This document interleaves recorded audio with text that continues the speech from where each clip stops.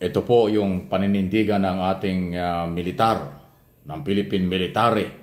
Tuloy ang resupply ng Coast Guard at ng military dun sa mga sundalo sa Ayungin, kung saan nakasadsad ang barkong BRP Sierra Madre. Yan po ang tiniyak ni General Romeo Browner Jr. Siya po ang Chief of Staff ng ating sandatahang lakas ng bansa. Okay? So maganda po yun. Dahil kanyang pinaninindigan, kailangan gawin. Dahil yan ang utos ng Pangulo. Tingnan natin kung meron tayo maririnig sa ilang portion kasi muli siyang humarap sa media at kanyang tinatalakay ito. Maganda po yung mga ganyang paliwanag ng ating militar kasi mataas ang moral ng mga sundalo at ng mamamayan kapag ganyan ang paninindigan. Soldiers who are based not just in the Ayungin Shoal, but in so many other features that we occupy also. So, our take on that is that the actions of China are really illegal, they are aggressive, and they are very dangerous. And we saw an escalation of these actions by China. And of course, we are worried. We are worried now. We will admit napapahala kami. But as mentioned by the Secretary of National Defense, Secretary Gilberto Chidoro Jr., the Armed Forces of the Philippines is willing, very much willing to defend our territory. In fact, we are one of the most experienced armed forces around the world. Why is that? Because we have been fighting several wars since the late 1800s up to today. We have been involved in wars or conflicts. So kaya po tayo, yung mga sundalong Pilipino, ay isa sa mga pinaka-dalubhasa na mga sundalo sa buong mundo. We are really, really well experienced. In fact, some of our partners and allies, the more developed armed forces, they come to us to train with us and also to listen to the experiences that we went through.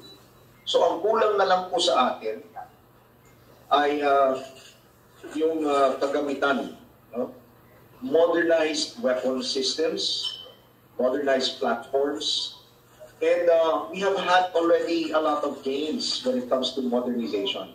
We are now third horizon. So for the first and second horizon, although hindi po kompleto ito, marami na tayo nakuha. For instance, may mga bagong jet fighters tayo, yung FA-50, meron tayong mga bagong helicopters, the Black Hawk helicopters, we have attack helicopters. We also have new ships. We have corvettes, we have frigates, and then we have multi-role ships.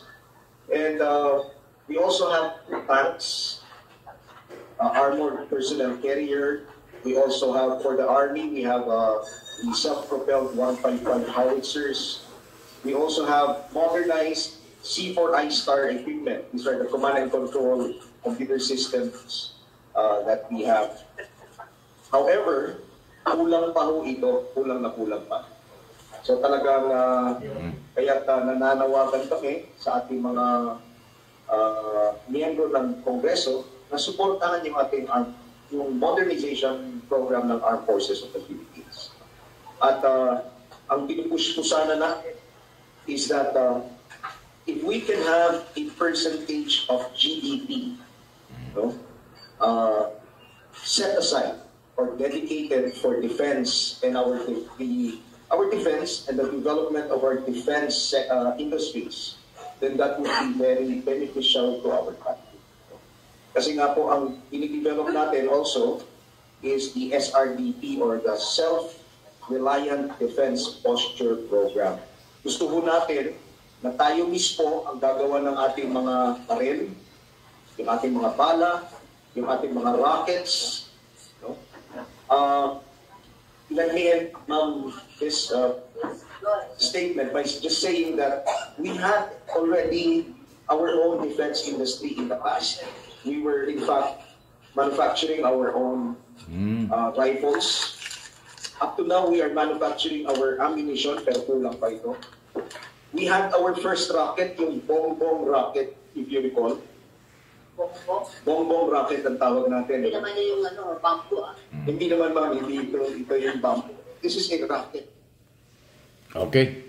So, yan po. More or less ang mga ilang detalye na binabanggit ng ating pong Chief of Staff, General Romeo Browner. Yung kanilang kahandaan at yung maganda ron, ngayon ko lang nadinig yan eh. Kakaiba pala yung karanasan, experience, or kaalaman ng ating mga sundalo kumpara sa iba. So, pag-amin, nakaya natin. Ang problema lang, facilities nga, kulang pa. Pero hindi nababahala. At tuloy ang remission, resupply. So, yun ang maganda. Ang ganda ho nung sinabi ni General, nakakataas ng moral yan sa mga sundalo at Pilipino. Kaya pala natin. Kulang naman ang facilities, pero hindi yan magiging dahilan. Dahil yung kakayanan, kaalaman ng ating sundalo nandyan para idepensa ang ating bansa, ang ating West Philippine Sea. So hindi sila yuyuko sa hamon na ito at kailangan ng suporta. Nanawagan na nga siya na kailangan dagdagan ng budget ang military at ito yung napapanahon. Palakasin ng doble o triple ang ating mga military establishment para dito sa pagdedepensa sa teritoryo sa ilalim ng ating bansa at ng ating mga batas. Yan po si General Romeo Browner Jr. Marami pong siyang sinabi dyan pero yun po yung ilang portion na mahalaga. Yung iba detalye na ho tungkol dun sa mga kung paano mag-improve pero huwag na natin isa publiko yun. Ang mahalaga, ready sila at gagawin ng lahat. Paninindigan dahil yan ang utos ng Commander-in-Chief ng ating Pangulong Marcos Jr. Tuloy ang operation at hindi ibibigay ang teritoryong pag-aari ng ating bansa. Okay? At karugtong po ng iba pang mga balitang ito ay siyempre ito hong issue naman tungkol sa EDCA at yan po yung Enhanced Defense Cooperation Agreement na ngayon po ay patuloy nang dinidevelop ang mga site. Kung di ako kakamali, meron na pong siyam na mga dinidevelop na dito sa Central at Northern Luzon. Matutubli yan sa darating na mga susunod na buwan dahil ito ay pinaghahandaan ang malaking military exercise sa pagitan ng US Armed Forces at ng ating Philippine Military sa 2024. So isa ho yan. Sabi ko nga mas maganda siguro doon gawin ilagay yung EDCA site doon mismo sa West Philippine Sea at doon din gawin mismo yung actual na military training. Total, exclusive economic zone yan ng Pilipinas Walang pwedeng magbawal. Para siguro umalis din yung mga barko ng China doon gawin ang military exercise. So idea lang natin kung gagawin ng gobyerno, nasa kanila yan. Kasi atin yan. Sabi nga ni Secretary Teodoro nung araw, kahit saan gawin at ilagay ang EDCA site, walang pakialam ng China. Dahil tayo ang magsusunod.